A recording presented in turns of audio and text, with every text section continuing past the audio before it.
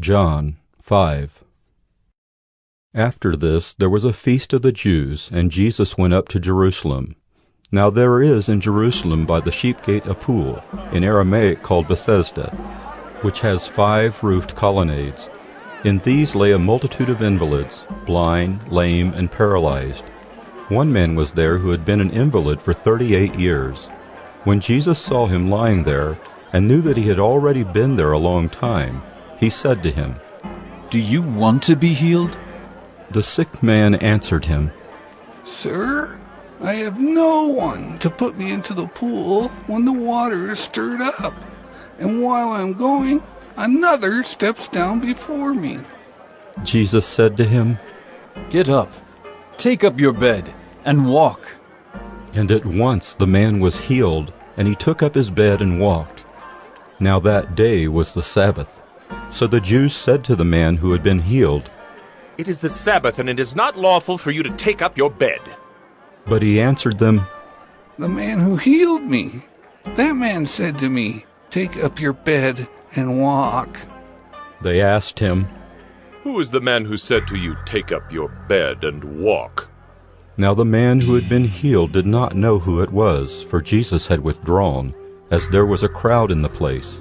Afterward Jesus found him in the temple and said to him, "See, you are well. Sin no more, that nothing worse may happen to you." The man went away and told the Jews that it was Jesus who had healed him. And this was why the Jews were persecuting Jesus, because he was doing these things on the Sabbath. But Jesus answered them, "My Father is working until now, and I am working."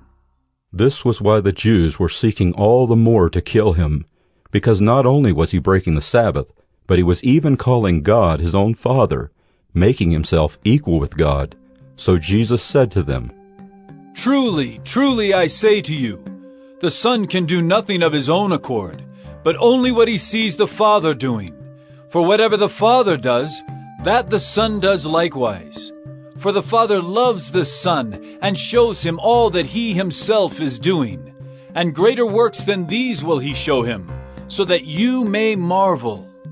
For as the Father raises the dead and gives them life, so also the Son gives life to whom he will.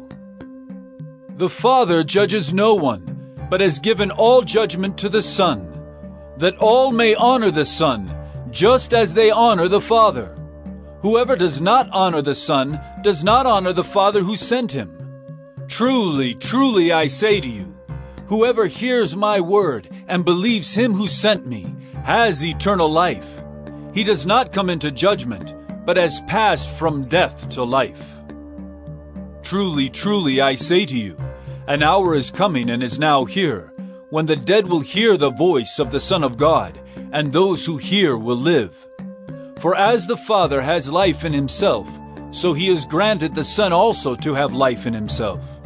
And he has given him authority to execute judgment, because he is the Son of Man. Do not marvel at this, for an hour is coming when all who are in the tombs will hear his voice and come out, those who have done good to the resurrection of life, and those who have done evil to the resurrection of judgment. I can do nothing on my own. As I hear, I judge, and my judgment is just, because I seek not my own will, but the will of him who sent me. If I alone bear witness about myself, my testimony is not deemed true. There is another who bears witness about me, and I know that the testimony that he bears about me is true. You sent to John, and he has borne witness to the truth. Not that the testimony that I receive is from man, but I say these things so that you may be saved. He was a burning and shining lamp, and you were willing to rejoice for a while in his light. But the testimony that I have is greater than that of John.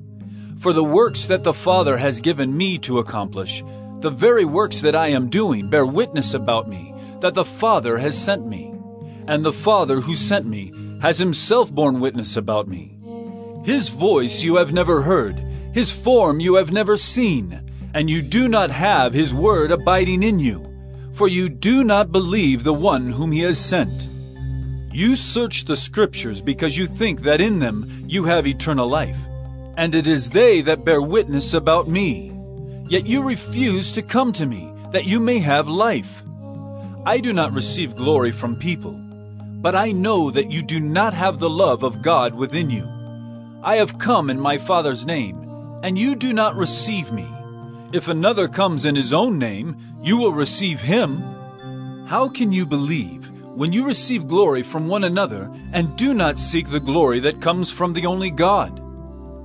Do not think that I will accuse you to the Father.